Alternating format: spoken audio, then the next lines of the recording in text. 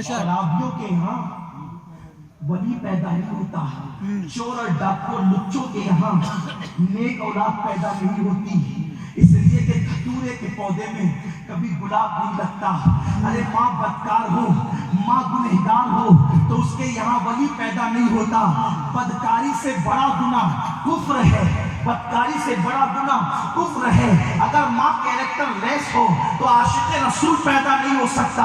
کافر ماں کی گود میں نبی بھی، اور وہ بھی سید الانبیاء، کیسے پیدا ہو سکتا ہے؟ نبی کی ماں باپ کو کافر کہا۔ لوگ ایک نعرہ دیتے ہیں اور کتنے سلونے بنتے ہیں، کتنے میٹھے بنتے ہیں، کہتے ہیں کافر کو بھی کافر مت کہو۔ میں نے کہا تیرا نعرہ بظاہر کتنا بھولا بھالا ہے، کافر کو بھی کافر مت کہو۔ سب کو محبت آ گئی، پیار آ گیا، یار دیکھو کتنے اچھے لوگ ہیں، کہتے ہیں کافر کو بھی کافر مت کہو۔ ہم کہتے ہیں بات تو تیری ایک رخ سے کچھ ٹھیک ٹھاک لگتی ہے بظاہر، اندر کی گندگی تو ہم جانتے ہیں، لیکن کچھ ٹھیک ٹھاک لگتی ہے۔ کافر کو بھی کافر نہ کہو کا کیا مطلب؟ ابو لہب کو کافر ابو لہب کو کافر مت کہو، ابو جہل کو کافر مت کہو۔ کافر کو کافر نہ کہو کا مطلب کیا؟ ولید ابن مغیرہ کو کافر نہ کہو، یہی تو ہے نا۔ عتبہ کو کافر نہ کہو، شیبہ کو کافر نہ کہو، اس وقت کے مشرکین کو کافر کو بھی کافر نہ کہو۔ یارو جب تم اتنے سلونے، اتنے پیار والے، اتنے محبت والے ہو کہ تم ابو جہل اور ابو لہب جیسے لوگوں کو کافر کہنے کے موڈ میں نہیں ہو، تو آخر وہ کون سی ضرورت پیش آ گئی تھی، وہ کون سی مجبوری پیش آ گئی تھی جب آپ ابو جہل اور ابو لہب کو کافر کہنا روا نہیں سمجھتے تو میرے ماں باپ کے میرے نبی کے ماں باپ کو تم نے کیوں کافر کہا؟ جب تم کافر کو کافر نہیں کہتے تو تم نے میرے نبی کے ماں باپ کو کافر کیوں کہا؟ آخر وہ کون سی جہل و لنکا لٹ رہی تھی؟ آخر وہ کون سے شہر جل رہے تھے؟ آخر وہ کون سا نقصان ہو رہا تھا؟ جب تم کافر کو کافر کہنے کے سزاوار نہیں تو آخر کون سی ضرورت پیش آئی تھی کہ تم نے میرے نبی کے ماں باپ کو کافر کہا؟ پتا چلا کہ بات اتنی ہے، کفر سے محبت ہے، نبی کے لیے عداوت ہے، تبھی تو نبی کے ماں باپ کو کافر کہا جا رہا ہے۔ لیکن سنو دلائل تو بہت ہے، لیکن صرف دو باتیں بتانا چاہتا ہوں۔ میرے نبی کی ماں کافر ہو سکتی ہے؟ لا الہ الا اللہ، اللہ اکبر۔ ایک مرتبہ ایک بوڑھی ایک مرتبہ ایک دیوانہ، ایک سادی طبیعت کا آدمی حضور کو پکڑتا ہے، یا رسول اللہ میرے ساتھ باتیں کرے۔ حضور علیہ السلام کی طبیعت تھی کہ میرے آقا علیہ السلام و تسلیم کسی کا دل نہیں توڑتے تھے، رستے میں بات کرنا عادت نہیں تھی، لیکن کسی نے کھڑا کر لیا، حضور کو دیر تک کے باتیں کرتا رکھا۔ آقا کریم بات کرتے کرتے اپنی کوہنی ایک عورت کی دیوار سے انہوں نے ٹیک لگا دی، ٹیک لگائی۔ وہ عورت جس کا گھر تھا وہ یہودی تھی، یہودن تھی، اسلام سے دشمنی رکھتی تھی۔ حضور نے کونی اس کی دیوار پر لگائی، جبریل آ گئے، یا رسول اللہ آپ نے اپنی کونی جس کی دیوار پر لگائی، اللہ کو گوارا نہیں کہ وہ جہنم میں جائے، اللہ نے اس کو ایمان کی دولت عطا کر دی۔ نبی کی کونی اگر عورت کی دیوار کی سے ٹک جائے خدا اس کو ایمان عطا کرتا ہے۔ جس کے پیٹ میں 9 مہینے تک مصطفیٰ جانے رحمت رہے، وہ ماں کافرہ کیسے ہو سکتی ہے، جہنم میں کیسے جا سکتی ہے؟ بلکہ ایک بات کہوں بہت آسانی سے سمجھ میں آئے گی، پھر اپنے عنوان کی طرف چلتا ہوں۔ میرے آقا علیہ السلام کے دیوانوں یاد رکھنا، حضرت یونس علیہ السلام مچھلی کے پیٹ میں گئے، 40 دن تک رہے۔ جانتے ہیں کیا ہوا؟ اللہ نے جبریل سے کہا کہ دریا کی مچھلیوں سے کہتے اس کے برابر کوئی نہ تیرے، برابر نہیں تیرنا، اس میں میرا نبی ہے۔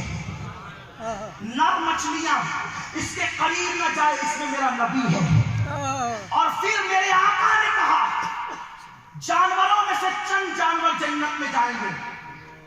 حضرت امام غزالی لکھتے ہیں اس کو، حضرت یعقوب علیہ السلام کا بھیڑیا جس کو پکڑ کے لایا تھا سوتیلے بھائیوں نے یوسف علیہ السلام کے، اور اس نے کہا تھا کہ میں نے نہیں کھایا تو کافی میرا بیٹا کہاں ہے، تو کہا کہ نبی کے بیٹوں کی غیبت کرنا پسند نہیں کرتا۔ پتا ہے کہ کہاں ہے آپ کا یوسف، لیکن 10 بیٹوں کی غیبت ہو جائے گی، نافرمان ہے لیکن ہے تو نبی کے بیٹے، اس لیے ان کی غیبت پسند نہیں کرتا، تو وہ بھیڑیا بھی جنت میں جائے گا۔ اللہ اکبر۔ اسی طرح سے اللہ میرے آقا علیہ السلام کے دیوانوں، اللہ اکبر، اصحاب کہف کا کتا चौखट में वफा के साथ 309 साल तक बैठा रहा। नबी पाक ने फरमाया वो भी जन्नत में जाएगा, और फरमाया यूनुस अलैहिस्सलाम जिस मछली के पेट में रहे वो मछली भी जन्नत में जाएगी। मुझे बताओ, मछली नबी की माँ नहीं है, लेकिन 40 दिन तक यूनुस जैसा नबी जिसके पेट में चला जाए तो वो मछली होकर जन्नत में जाती है। इमामुल अंबिया जिसके पेट में 9 महीने तक रहे, वो माँ आमिना जन्नत में क्यों नहीं जा सकती? आका अलैहिस्सलाम के दीवानों को पता चला। अब मैं ये आप में छोड़ता हूँ। आप कहते हैं मौलाना किसी के भी पीछे नमाज होती है ना, हम कहते हैं नादान सुन, मुकद्दमा वही मुवक्किल जीतता है जो ऐसा वकील करता है कि मुवक्किल और वकील दोनों का मौक़िफ़ बराबर हो। ध्यान है आपका। मुकद्दमा कौन जीतता है?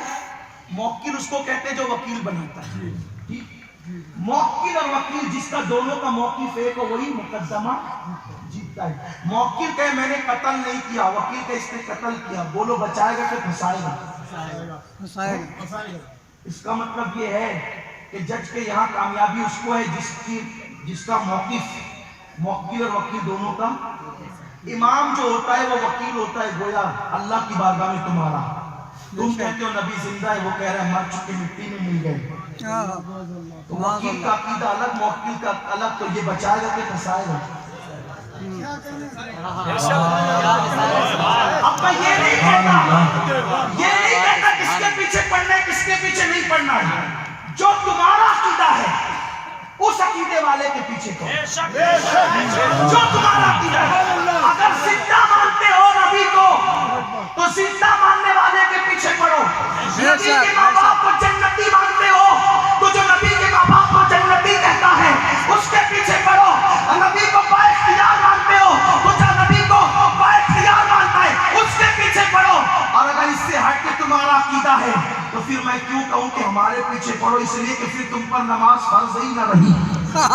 बेशक फर्ज ही ना रही, क्योंकि फर्ज तो उस पर है जो नबी को जिंदा माने। फर्ज तो उस पर है जो नबी के माँ बाप को जन्नती माने। फर्ज तो उस पर है जो नबी को ऐसा माने जैसा खुदा ने उनको बना करके भेज दिया हो, यानी कैसा माने? ऐसा माने जैसे सहाबा मानते थे। ला युमकिनु सनाउ कमा काना हक़हु बादस्तना बुजुर्ग हुई तो आका से मोहब्बत अगर होगी, इश्क अगर होगा तो बंदा कभी भी हुजूर की तौहीन और बेअदबी को गवारा नहीं करेगा। लेकिन हम भी आशिक बने बैठे और हम भी नबी का दिल दुखा रहे।